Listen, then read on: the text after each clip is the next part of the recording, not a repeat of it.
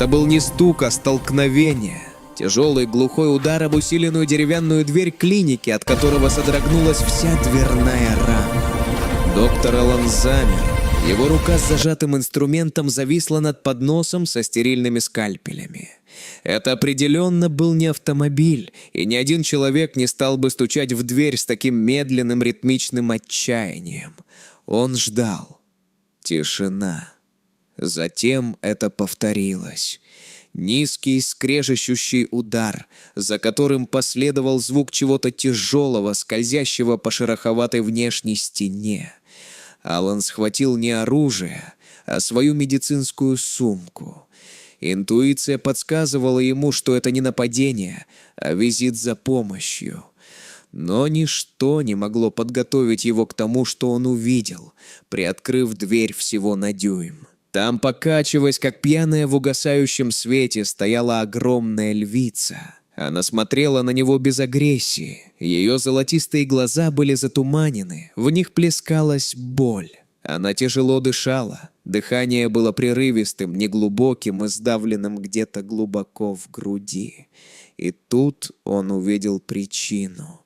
Ее передняя левая лапа была изуродована, зажата в тисках ржавой стальной петли. Металл глубоко впился в плоть, перекрыв кровообращение.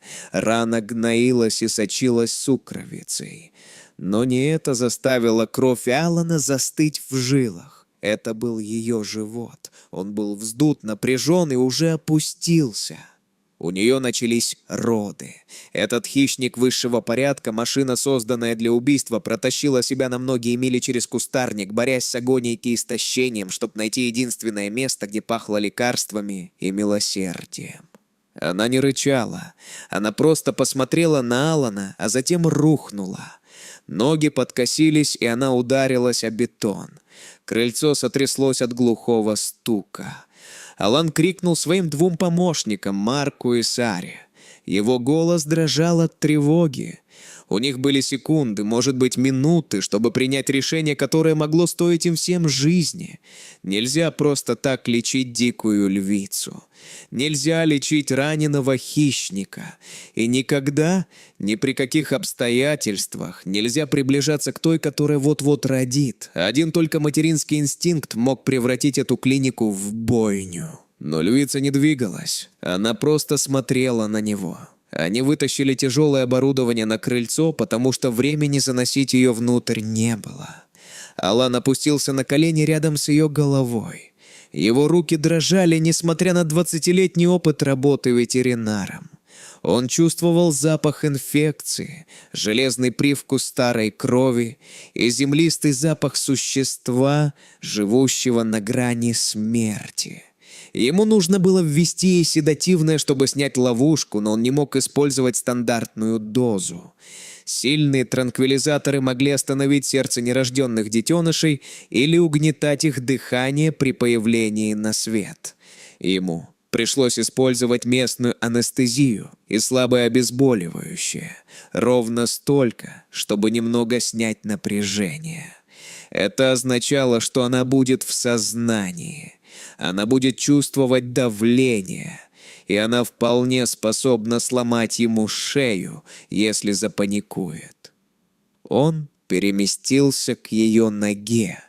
Петля была зазубренной, жестокой конструкцией, вероятно, установленной браконьерами несколько недель назад.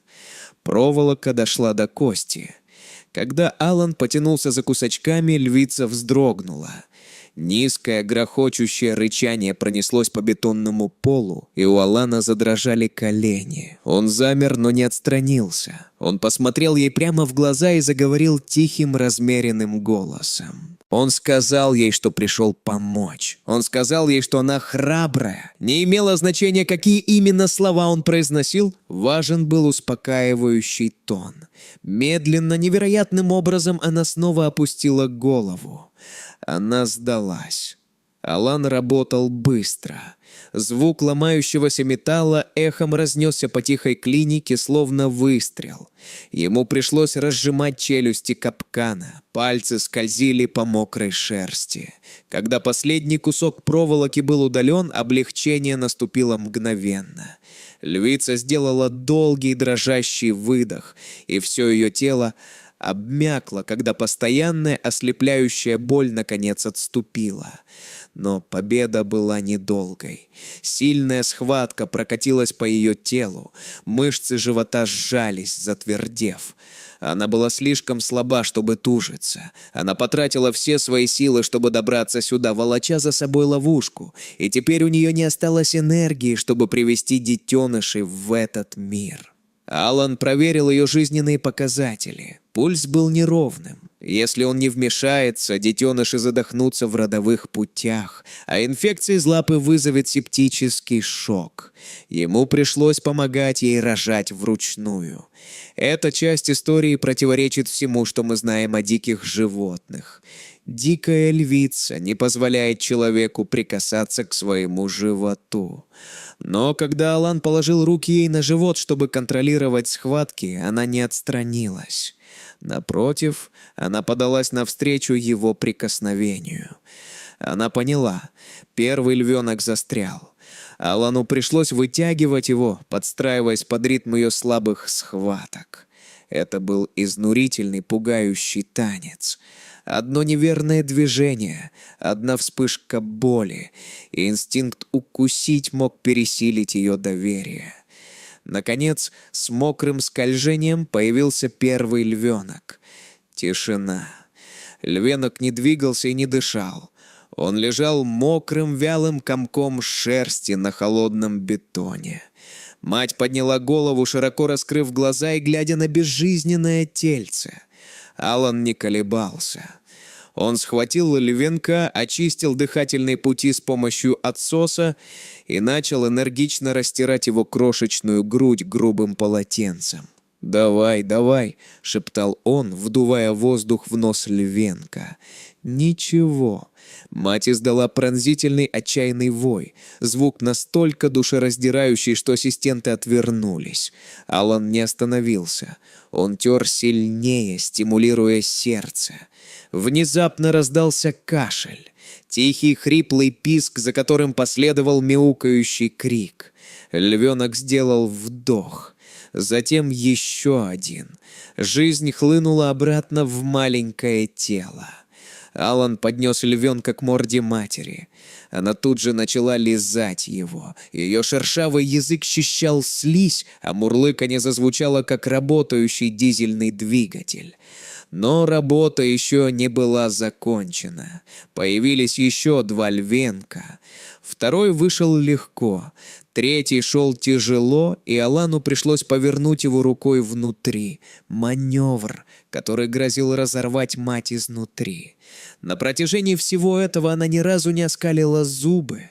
Она перенесла эту инвазивную процедуру со стоицизмом, который вызвал слезы на глазах у Сары. К тому времени, как солнце полностью село, 3 здоровых львенка уже сосали молоко. Лапу львицы обработали и перевязали, через капельницу поступали антибиотики. Она была измучена, избита жизнью, но жива. Позже в тишине Алан осмотрел ловушку. Это было не кустарное устройство. С него были стерты серийные номера, особая конструкция, используемая печально известным синдикатом, действующим на окраине заповедника. Он посмотрел на бок львицы. Под грязью виднелись старые шрамы, длинные рваные линии, которые заживали годами. Это был не первый раз, когда она сталкивалась со смертью. Она переживала ловушки, она переживала охотников. Она была воином, перехитрившим их всех, пока беременность не сделала ее уязвимой. 3 дня она провела в восстановительном вольере клиники. И здесь история принимает оборот, который озадачил экспертов. Обычно дикое животное в неволе испытывает стресс, мечется и проявляет агрессию. Но не она. Она была спокойна. Однако у ее спокойствия было условие – доктор Алан. Когда Марк или Сара подходили поменять воду или проверить детенышей, она издавала низкое предупреждающее рычание, прикрывая малышей огромной лапой. Она терпела их, но не доверяла им. Но стоило войти Алану, как ее уши настораживались, и она смягчалась. Она позволяла ему без ограничений осматривать лапу. Она позволяла ему брать детенышей для взвешивания, наблюдая за ним мягким, внимательным взглядом. Это явление известно как избирательная привязанность. Связь, сформированная в момент травмы. Она точно знала, кто вырвал проволоку из ее кости. Она знала, кто вдохнул жизнь в ее умирающего ребенка. На 4-й день она достаточно окрепла. Инфекция была под контролем, а львята стали бодрыми и энергичными. Пришло время привести их в охраняемую зону в глубине заповедника, подальше от границы, где скрывались браконьеры. Они подогнали грузовик с транспортным ящиком. Обычно погрузка – самая сложная часть. Животное приходится усыплять. Но Алан хотел попробовать кое-что другое. Он не хотел снова накачивать ее препаратами. Он открыл дверь вольера. План состоял в том, чтобы загнать ее в ящик. Но она не пошла к ящику.